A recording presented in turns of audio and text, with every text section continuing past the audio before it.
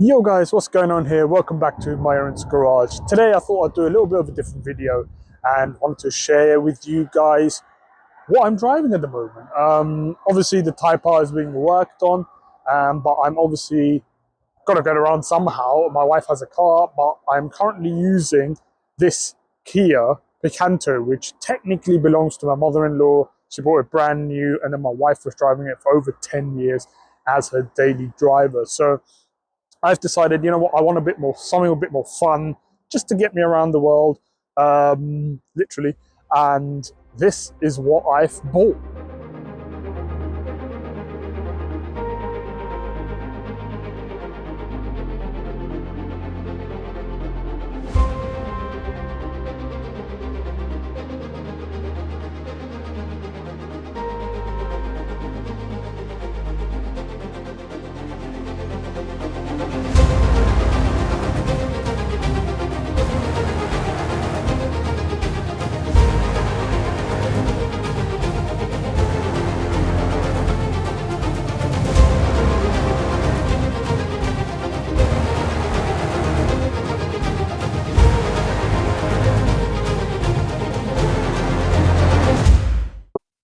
So guys, welcome to my new daily driver. It's a 2003 BMW E46 330D. Yes, it's a diesel, and I'll get into that in a moment. It's very convenient, it's very comfortable, practical as well, and it's very cheap to run. Does about 42 miles per gallon according to BMW themselves in terms of mixed driving, but also it's only £335 for road tax as well. There's a little giveaway of what I've been doing with this car as well. Also comes with the tow bar, but I have no interest in the tow bar as well. So it looks like from the outside in pretty good nick. It does have some issues, and you guys would have probably noticed these little trims on the wheel arches, kind of a dead giveaway of some of the issues I have with the car. Let me get a bit more close up to the first issue. So guys, as you can see on the right driver's side rear, it's pretty bad in terms of rust. As you can see there, it's actually eaten through the inner wheel arch, and then the arches themselves are pretty bad as well. And yeah, it's something that's on the other side as well. So let me show you guys really quickly on that side. It's nowhere near as bad. It's still the rear arch. But yeah, as you can see there, it's pretty bad, and that needs fixing for sure. But we don't know if I'm going to fix it just yet. And just a quick overview of the interior. As you can see, it's actually in pretty decent nick. We'll get into some of the details later on. This is just the rear. Let's get here. And yes, it is very dirty in here. That's my little dog seat. And also, one of the problems I'm having is this doesn't do anything. So that's an issue number one. So we've got to use just the key. There we go. Show you guys what's inside. Not much. The previous owner used to have a subwoofer in there, so hence the big hole in the carpet missing on the back there. So let me give you some stats about the car from new. So it's, as I mentioned, 2003 3-litre straight six turbocharged diesel engine. It's got 204 horsepower out of factory, as well as 400 newton meters of torque. This is a 6-speed manual, so it's quite nice. And yeah, it's very special. It's a very special car. The previous owner had it for 11 years, and he was a Mercedes F1 engineer, so he did look after the car. Although it seems like on a somewhat of a budget, I haven't got any paperwork with the car, but still, he showed me around the house and so on. And this was actually lent to me by my friend, and I have already committed to buy it. And I'll tell you guys about the price later on. But there's 3 reasons why this car is very special, and I'll give you the first one right now. Reason number one why it's so special: it has done 285,000 miles. It's a high mileage hero for sure. These M57 engines are known to be quite bulletproof, So yeah, this has got me no issues whatsoever at the moment. Second reason why this is so special is it's been remapped to 240 horsepower. Now, I have no proof of this, unfortunately, so I have to take it at face value. But having done some tests and having driven lots of Type R's, as you know, it's done 200 horsepower. It has 200 horsepower. This one is definitely faster. I've done some tests, if you will, in private roads in Mexico.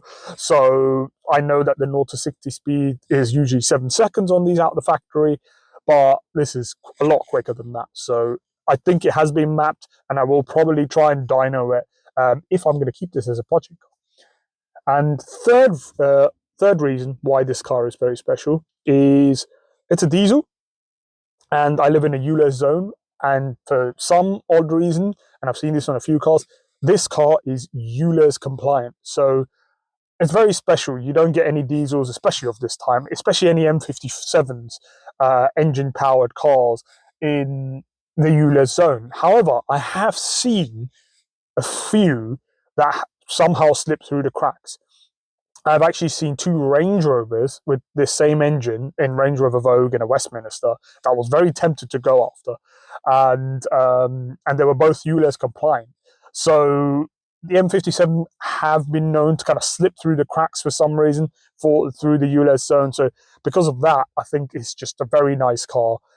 It's very easy to drive. It's very economical.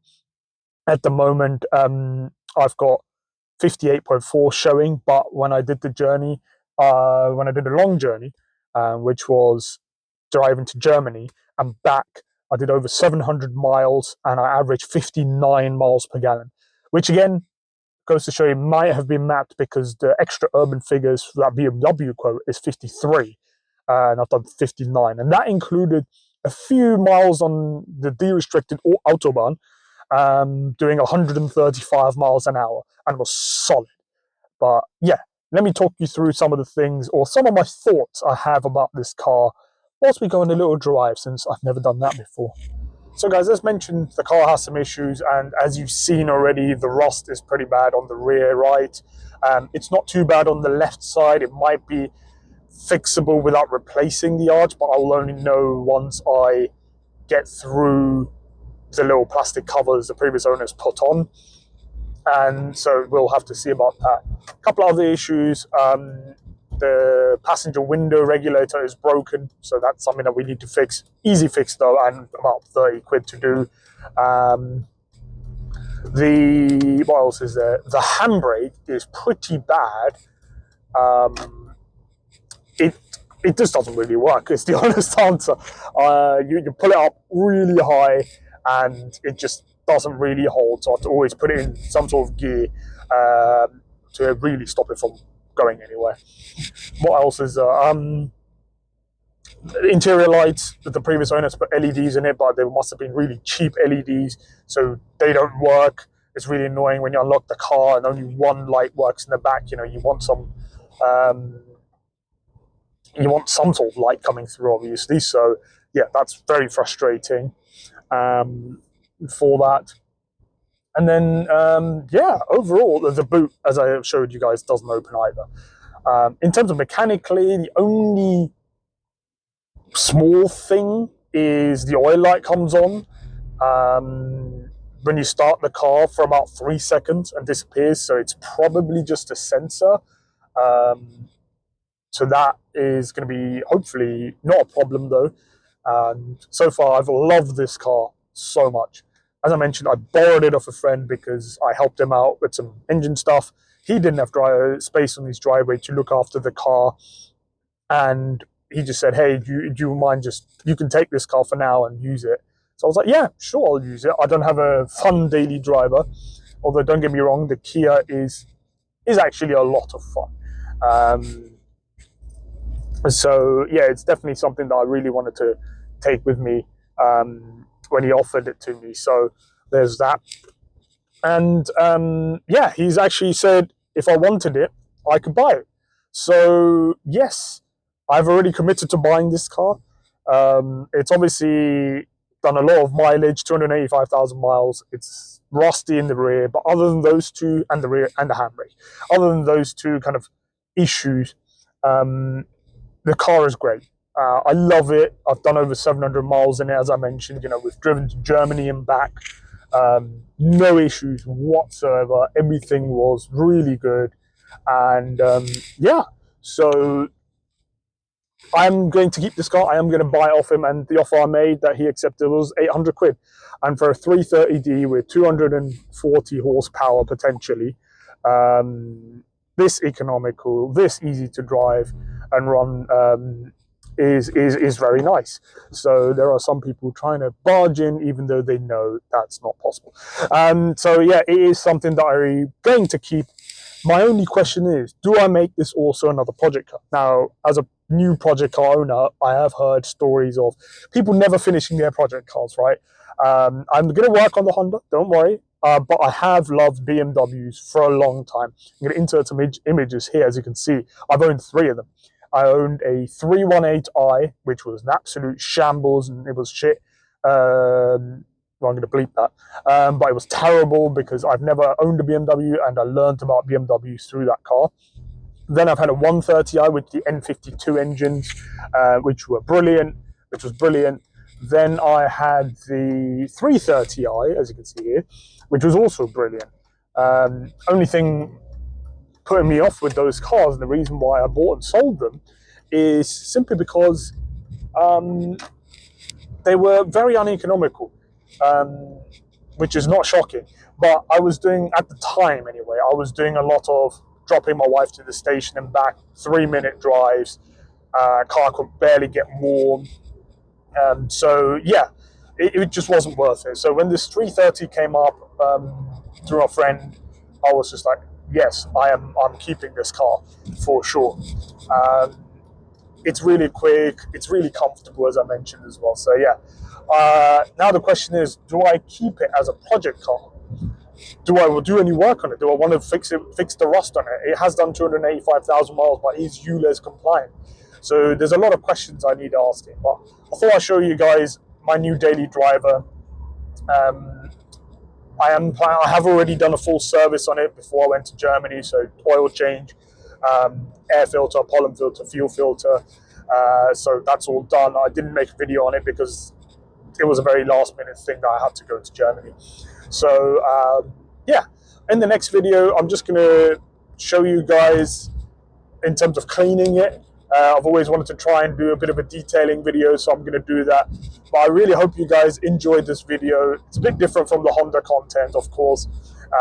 Take a bit of a break. We're all car enthusiasts, so we all love different cars for different reasons. I've always loved the BMW for the way, especially the E46. I think it looks the best. And the rear-wheel drive access is amazing. If you haven't tried a rear-wheel drive car and you're still young, try it. It's so much fun. You don't realize how different it is. So yeah, thank you all for watching, guys. If you really enjoyed this video, hit the like button, subscribe if you're new. There might be different contents coming up in terms of BMW and Honda content, but I'm doing this because I love the cars and I want to do this. So thank you very much, guys, for watching, and I'll see you guys on the next one. Take care.